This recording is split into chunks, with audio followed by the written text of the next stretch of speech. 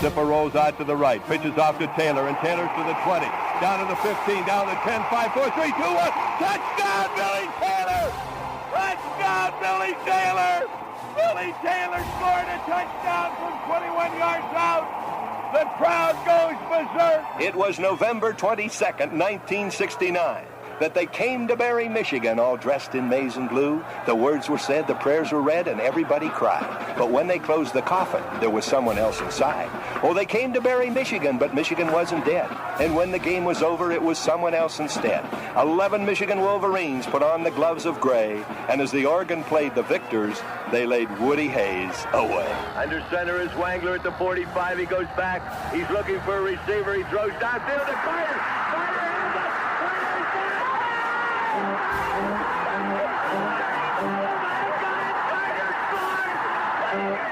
Who's got it better than us? Nobody!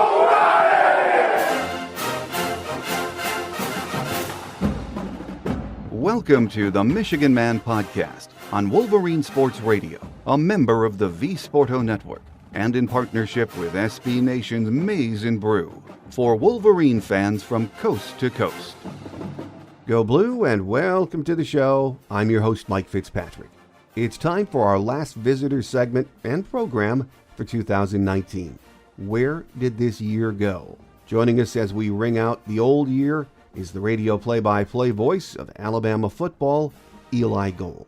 And I apologize for the way I sound today. I came down with a humdinger of a cold over the weekend, but we will just keep moving on. Before Eli joins us, my final view from Section 17 until next season. As we close out 2019, I think we can all agree this football season was not what we expected it to be. When we turned the calendar on 2018, analysts and writers all over the country said this was the year for Michigan. We were loaded up, Shea was back, and Ryan Day was the first-year head coach with a new quarterback and many other new starters. Reality smacked us in the face when we traveled to Madison and got punched in the mouth by the Badgers. We recovered, though, regrouped, and then stumbled again in Happy Valley. That loss seemed to galvanize the team. We went on a tear the remainder of the season and looked poised to challenge Ohio State in the Big House on Thanksgiving weekend. We don't need to rehash what happened that day. The disappointment lingers. 1 week later, we learned we were receiving a New Year's Day berth in the Citrus Bowl against Alabama. If you're like me, you were part thrilled and part wary. After the Ohio State game, we started hearing about the huge talent gap between us and the Buckeyes. If that is true, and I don't totally buy into that, the very same gap exists between us and Alabama. I do like this opportunity, though. Coaches and players all say this. A win in a bowl game does wonders for a team's psyche heading into a long off-season. We really could use a mental boost, too. And beating Bama sure would do that. I mean, seriously, Alabama versus Michigan, that's all you need to know, and I can't wait until Wednesday. A lot of writers are openly questioning whether Alabama will show up for this game. After Tua was injured and they lost to Auburn, the Bama faithful were not happy. 10-2 is just not satisfactory in Tuscaloosa. Make no mistake about this. Alabama is not in the playoffs, but they are still one of, if not the most talented team in college football. My guest today says he has no doubt Bama takes this game seriously, and they will bring it against Michigan. Joining us on our visitor segment next is Eli Gold, the radio play-by-play voice of Alabama football, here on the Michigan Man, in partnership with our friends at SB Nation's Maize and Brew. So stay with us.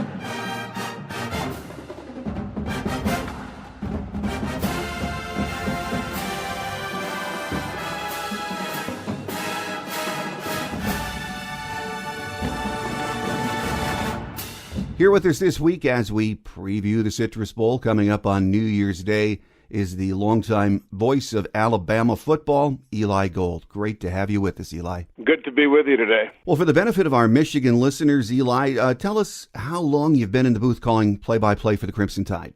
This is my 31st season, just wrapping up year number 31 with Bama, so it's been a while. Well, you've seen then a very, very few down years, and now you have the Saban era, of course.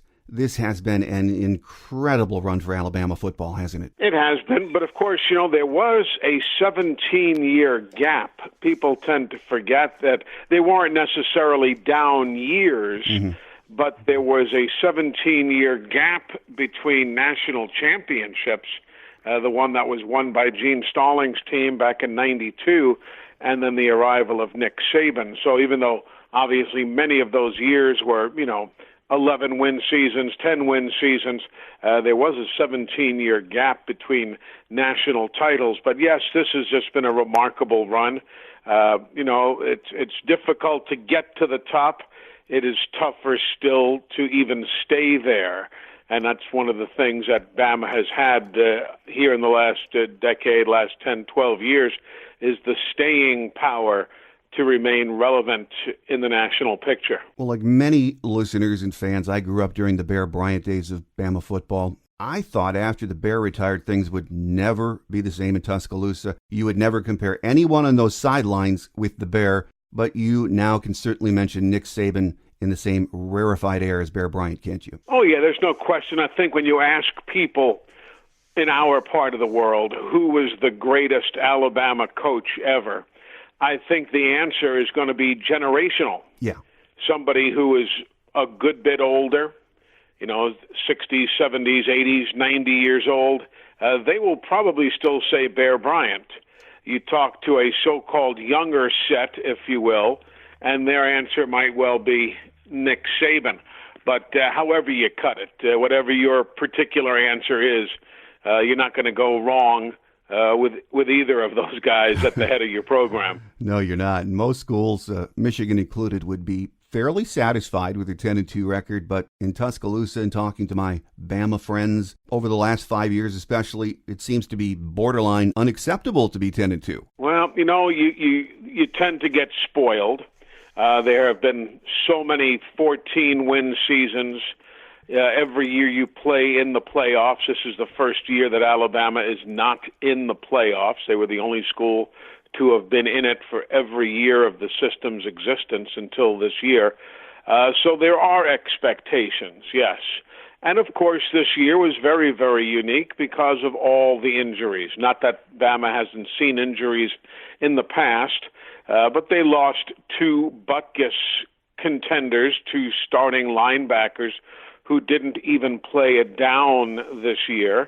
Obviously, they have had so many injuries on the defensive front, and then Tua Tagovailoa, the quarterback, going down with the broken hip near the end of the season. So, you can't take that out of the equation. That's part of sports.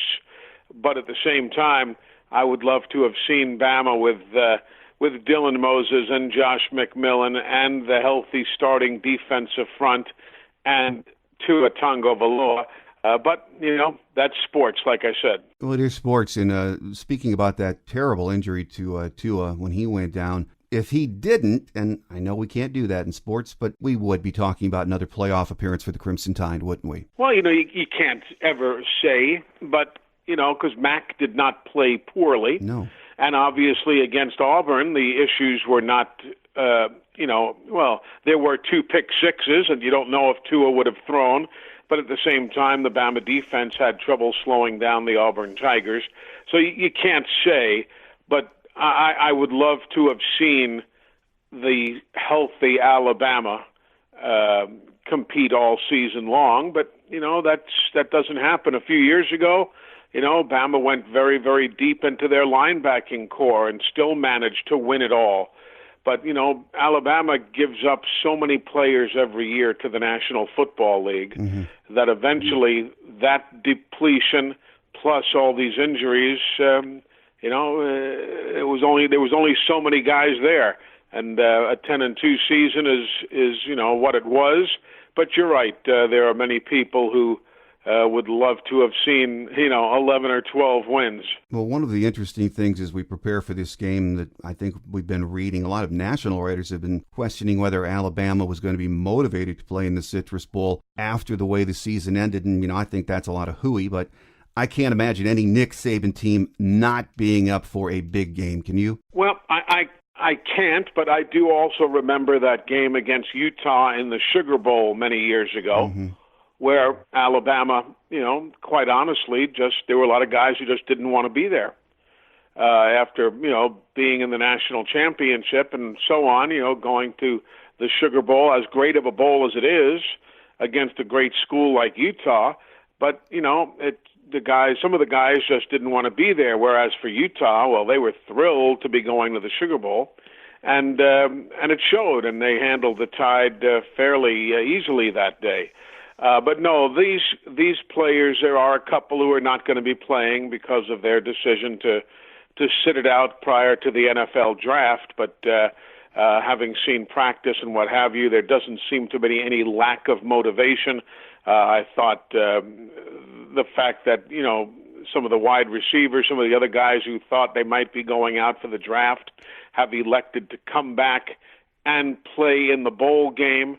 That was very good. And, of course, Mac Jones is excited because it's another game that he can, hone his skills, not knowing what next year is going to be. He's the quarterback who will be starting.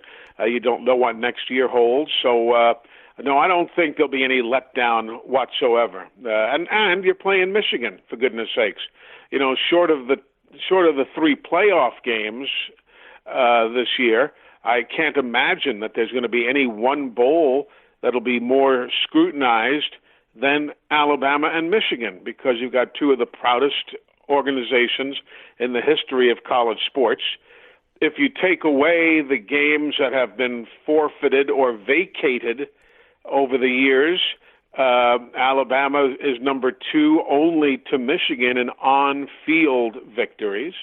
So, no, this will be a big game, and nobody's going to take it lightly. No, I agree with that 100%. And you mentioned Mac Jones being excited to play. Many of us up here have not seen Mac play much, saw the Auburn game. Clearly, he's very talented. That's why he's there. But how much different is this offense with him under center right now? Not really that different. It's you don't redesign the wheel just because there is a new player. There are obviously a few differences, and of course it impacts the offensive line, where Jedrick Wills was handling the blind side, protecting for Tua, where on the other side it's Leatherwood. But, there's the call of the plays doesn't change. I mean, you've got an outstanding couple of running backs in Najee Harris and Brian Robinson. You're not going to stop handing the ball off to them. And clearly you have arguably one of the greatest wide receiver corps that's ever been put together. Maybe not individually the greatest individuals, but as a unit, one of the greatest wide receiving corps that we've ever seen in college ball. You're not going to stop throwing the ball to them.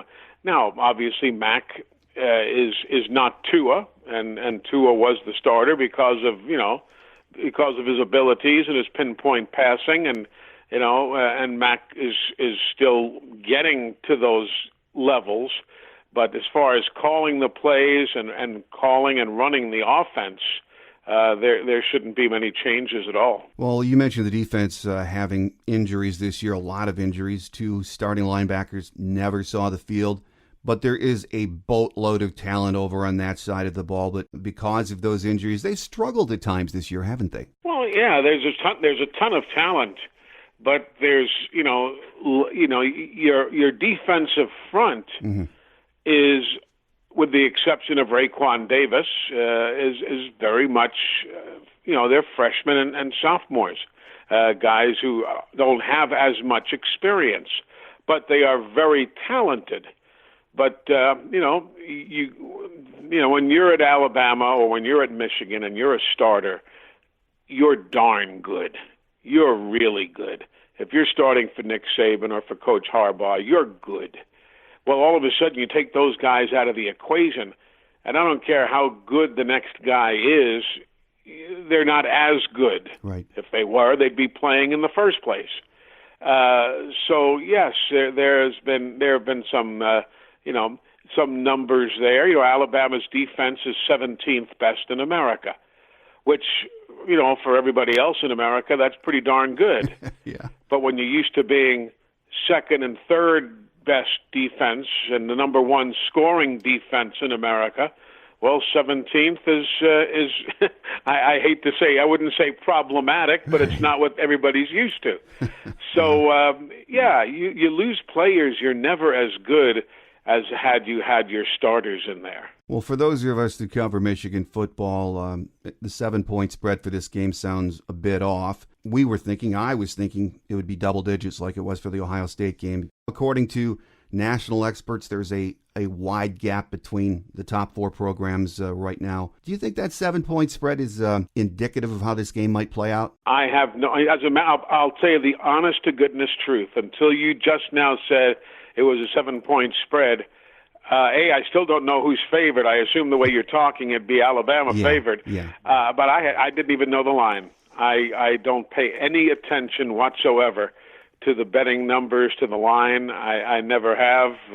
The next bet I make on a sporting event will be my first, so I didn't even know what it was, and I have no idea. I don't talk about the betting numbers. Well, a final question for you, Eli, and then we'll let you go. We know you're a busy gentleman. These two programs have met 4 times now. I've been lucky enough to see them all. The series even at 2 wins apiece. When you look back on those 4 games with these two schools, do you have any moments or games that come to mind as being memorable? Well, obviously the loss in the Orange Bowl in overtime, a game that Alabama, had they executed, probably would have won, but did not, and in typical Tom Brady fashion, though he comes from behind and wins the ball game, something that he continues to do with the Patriots.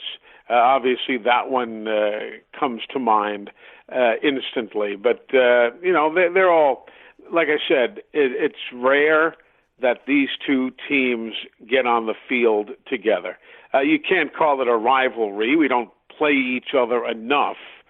But it is such a respectful competition that I love it. Obviously, I was partial to the most recent game in Arlington because Bama won big. But, you'd expect that answer from me, as you would expect a different answer from Deerdorf and Jim over there in the Michigan booth. So it's just been a great series, though. It's not been played much, but it's just a wonderful series, and hearing your song and Yay Alabama and all of that, there's just something special about the Tide and Michigan when they get on the gridiron together. It really is what's good about college football. No, I agree. It's New Year's Day. It's the Citrus Bowl. It's Alabama and Michigan. I think that's really all you need to say. Let's tee it up and play. So everyone looking forward to it. And we'd like to thank our guest today on our preview show as we get ready for the Citrus Bowl matchup with Alabama and Michigan. Crimson Tide Radio play-by-play voice Eli Gold. Eli, we appreciate very much you taking the time to join us. Take care. My pleasure. Good to be with you. Quick Hits is next as we wrap it up for another week here on The Michigan Man on Wolverine Sports Radio, a member of the V Sporto Network and in partnership with SB Nation's Maize and Brew.